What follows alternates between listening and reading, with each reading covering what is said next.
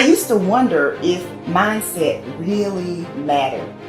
I thought that success was all about talent and skill set, but I came to realize that someone who is great at what they do can quickly be bypassed by someone who is less talented but more confident. Remember this, confidence attracts, but unbelief repels. So if you have a mindset that you are average or that you never get great opportunities, without realizing it, you are creating your reality. Many of the people you look up to, they are not super smart or super talented. You are just as smart and talented as they are. They just latched onto their dream and developed the mental fortitude necessary to keep going when they were feeling the frustration that you might be feeling right now. A belief can create the disease as much as a belief can create the healing. And I go, so the significance of this is profound because nobody talks about the negative belief. And I go, negative beliefs are powerful. It's called nocebo, as you mentioned. And as I said, they can cause any disease and they can kill you. Just because you believe you're going to die, you can die just from the belief. We always have to update our versions about reality because it's the only way that we adapt. Don't believe everything you've read or heard. It just may not be the truth. There's always a greater truth that you and I can begin to investigate. Surely someone in eternity has had similar problems as you and I, and they've gotten beyond it, yes or no? So study that person. You want to be wealthy? Study wealthy people. Don't just have some panacea that you're just going to get wealthy. Read about wealthy people and find out that they lost everything and failed miserably 20, 50 times. But what they had as a characteristic, a quality in their personality is they were persistent and they kept changing and they kept forgiving and letting go of the past and kept going. And sooner or later they ran into it, and when they had all the money they wanted, it was never about the money. It was just about that they could prove to themselves that they can do it. Stop rationalizing. Stop making excuses. Stop giving yourself little watered down assessments of where you're really at. Tell yourself the truth. Are you making yourself better? Or are you making yourself worse? Are you moving forward or are you moving back? Anything that you have that you feel is a negative, it doesn't matter. Anything you feel it's a positive, it doesn't matter. We're still the ones that make the decisions and we're the ones that move the needle because no one's doing it for us. We want to change the world, we decide we're going to change it. We want to change the economy in our home, we have to decide. We want to change the amount of time we spend with family or live into our true purpose or be the woman or God or man God designed us to be. No one else is doing it for us. But what we can do is what you're doing. Gain capabilities from people who've already been there. Be a part of a group bigger than yourself.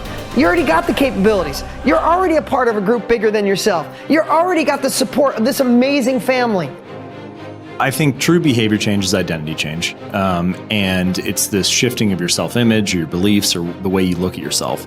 Because it's one thing to say that I want this, and it's something very different to say I am this. So people walk around with beliefs like that all the time. I'm not a language learner. I'm not good at math. I'm terrible with directions. I'm not good at remembering someone's name. Yeah. And once you have those type of, once you adopt that identity, it becomes very easy to just reinforce that over and over again.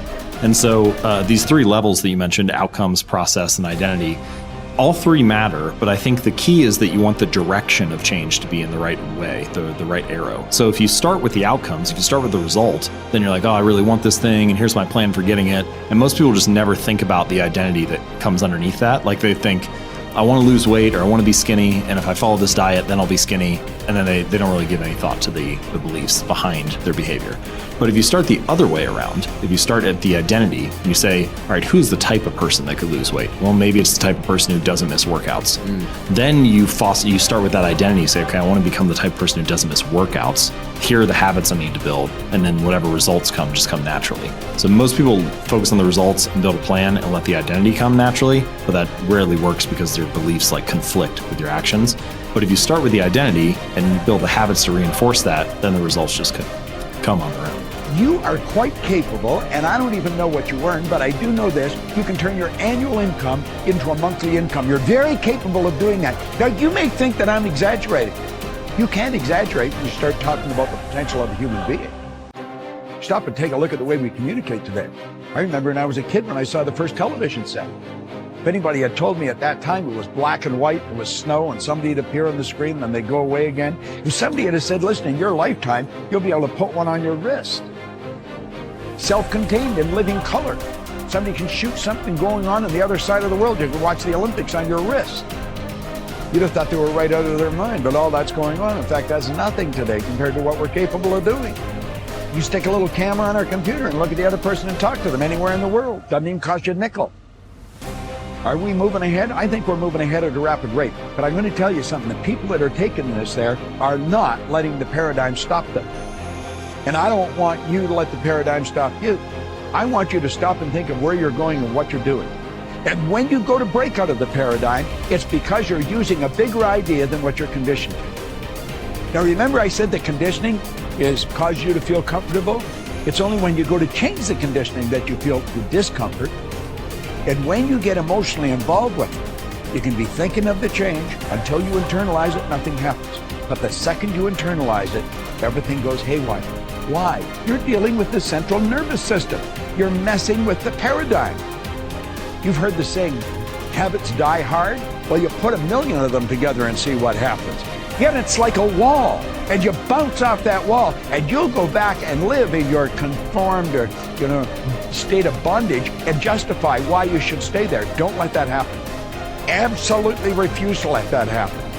If you've got an inspiration to move, to quit your job, to start a business, whatever you want to do, step out and do it. I mentioned in another series that God's gift to us was more talent and ability than we'll ever hope to use in our lifetime. And our gift to God is to develop as much of that talent and ability as we can in this lifetime. The future belongs to the risk takers, not the security seekers. Life is perverse in the sense that the more you seek security, the less of it you have. But the more you seek opportunity, the more likely it is that you will achieve the security that you desire. Whenever you feel fear or anxiety, and you need to bolster your courage to persist in the face of obstacles and setbacks, switch your attention to your goals. Create a clear mental picture of the person that you would like to be, performing the way you would like to perform. There is nothing wrong with thoughts of fear as long as you temper them with thoughts of courage and self-reliance. Whatever you dwell upon grows. So be careful. And this brings us to a very important mental principle called the law of accumulation. The application of this law is a fundamental reason for success in every field, including yours. This law says that every great life or great career is an accumulation of hundreds and perhaps thousands of efforts that nobody ever sees or appreciates. Great success is the result of countless hours, maybe even months and years, of preparation and hard work toward the goal of becoming very good at what you are doing. This law of accumulation says that life is very much like a balance sheet, with both credits and debits. Every time you do something positive to enhance your abilities and to improve your life, you get a credit on the credit side of your ledger. Each time you waste your time or neglect to take advantage of an opportunity to learn and grow, you get a debit on the debit side of your ledger. Here's the key: everything counts. Everything that you do or fail to do is written down and totaled up on your balance sheet. Everything that you do or fail to do counts in some way. Nothing is neutral. Everything is either moving you toward a better life or moving you away from it. Everything counts. A successful, happy, self-confident person is an individual who has consciously and deliberately built up a lot of credits on his or her balance sheet. An unhappy, negative, or insecure person is a person who has a lot of debits on his or her balance sheet, because the only things that count are your actions.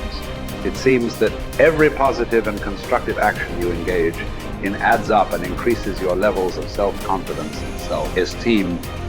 The law of incremental improvement, perhaps the most important corollary of the law of accumulation, is what is called the law of incremental improvement. This is really the law that explains how you move from wherever you are to the top of your field.